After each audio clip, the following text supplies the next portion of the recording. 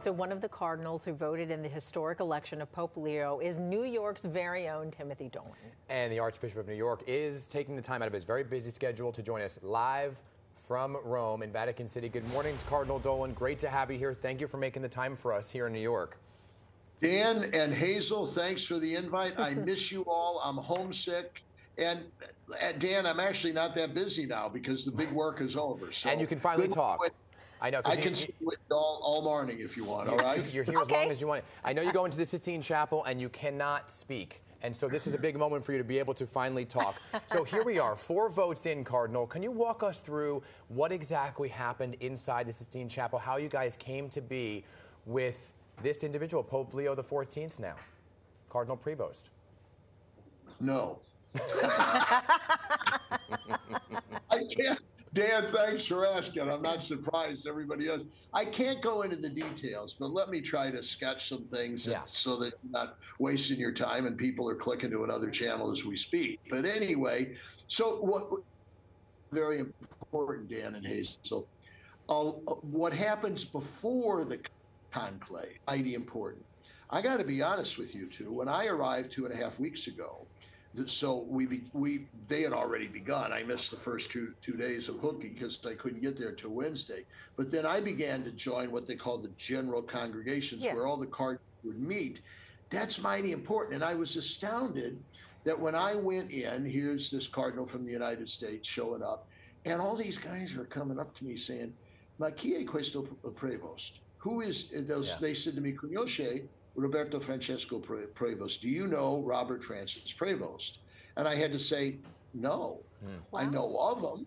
I know he does great work here. I know he's greatly admired. And they said, well, he's a cardinal from the United States. You don't know him? I said, well, we really never kind of considered him that because he was an Augustinian, for one, and he lived most of his life in Peru. In fact, he's a Peruvian citizen. He was a tremendous missionary in Peru and loved the people and was so good to him. So I have to tell you, I didn't really know him, but I thought, Dolan, you better find out about him because they're all asking you. And secondly, if he's as good as the rest of them are leading you to believe, you better get to know him. So God willing, if the Holy Spirit so directs you, you would vote for him.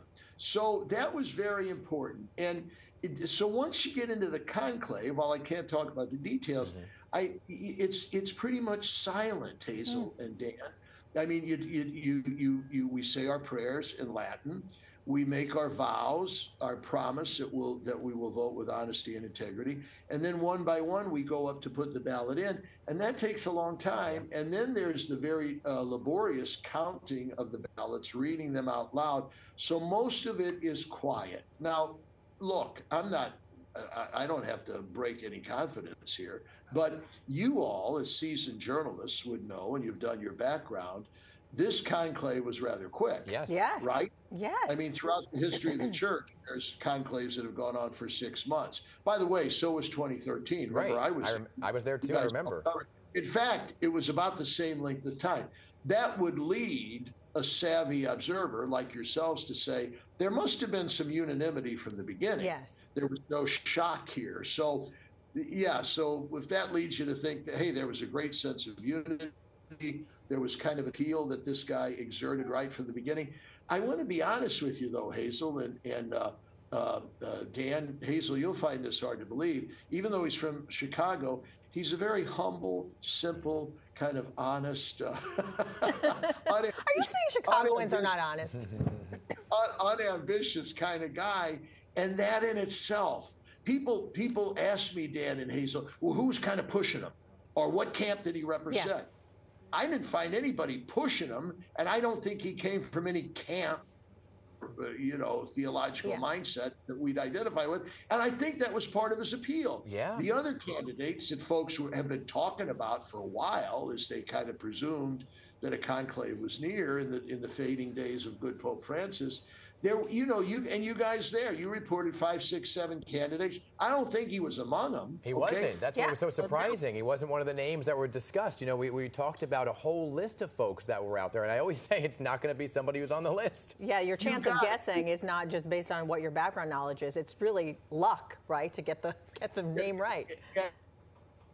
walk, the grace of the Holy Spirit is a fancy word for it. Did you see, by the way, he waves like an American? Yes, I did notice that.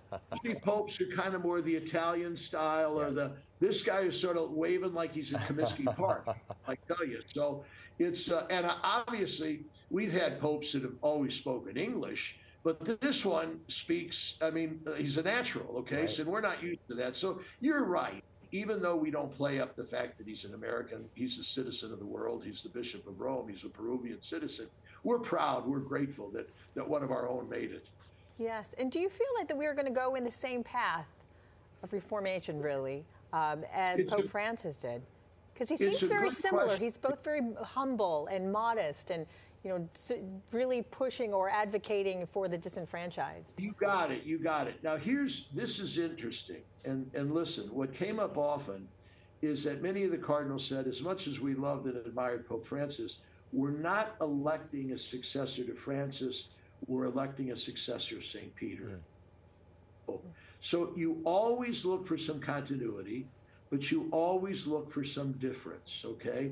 Now, what that difference will be, I don't know. I think you're onto something, Hazel, and that this man is certainly, I mean, he was made a cardinal by Pope Francis. He was appointed prefect, the chair of the Congregation for Bishops, which is extraordinarily important in the governance of the Church Universal. So he was obviously close to Pope Francis. We can already tell by the times he loved him very much and listened to him. But we'll see some changes as well, and that's refreshing, don't you think? Yeah, I mean, and that is what I think, and you and I have talked about this, right, a number of times, that the church needs to kind of expand, and he is very worldly in terms of where he's been, right? You talked about his missionary work, Cardinal. There you go. You didn't mean, Dan, worldly from worldly values. You meant, though, he's kind of got a universal sense to him. He's been all over the world. He's a member of a religious order, and most popes are diocesan priests, okay? Then in a diocese, like I was in St. Louis, and now I am in New York. Religious order priests usually go more around. Now, that wasn't true with Pope Francis. He was a Jesuit, a religious order, but he spent all of his life in Argentina. But now Pope Leo, as an Augustinian, he's been around the world. You're correct, Cardinal. So that sense of the universality of the church is going to be a clean shot for him. I know you're not going to answer the question, but I just have to ask it, okay? Did part of you, this is your second conclave, did part of you want to be Pope? Dan, everybody asks that. And no, not really. And I say that, Dan, you know me well enough to know that humility might not be my strong suit. But I'm not saying that as trying to be humble. I'm saying that as someone who's conscious enough of the demands of the papacy that nobody would kind of strive after it, okay? Nobody would kind of... Now, if you're asking me, you know, in moments when I'm kind of walking along meditating, if I said to myself, Dolan, if you were Pope, what are some of the things you might do? What would be some of your priorities? I guess we all do. You know, as a kid, I used to think, what would I do if I were Stan Musial on the St. Louis Cardinals? But did I ever want to be or think I would be? No. Okay. Just real quickly, though, I know my producer's yelling in my ear like we've got to wrap, but you just mentioned kids. I just want to tell you how exciting it is for the youth, for the children. Yesterday, my kids watched the naming of the Pope, watched the Pope Leo walk out and address the crowd, and they were so excited. They erupted in cheers. It's just so nice to see children you guys excited. Are pros. You're pros, and you have to admit the church knows how to put on a great drama. I got an email from my nephew Charlie, who was born the day Francis was elected, so he's 12 years old, and he said, Uncle Tim, the whole school watched, and we were all crying and we were all cheering. It's amazing. Hallelujah. We need that unity. We need that sense of enthusiasm. Cardinal, yes, we do. I know you have 9 days left there until the first inaugural Mass, and then you're back here in New York. We're looking forward to you coming back here to talk to us in the studio. Have a great rest of your time. Have a bowl of pasta for us. Happy Mother's Day to all our moms. Oh, thank you very much. I may sneak over there and join you for a bowl of pasta, all right? We'll see. All right.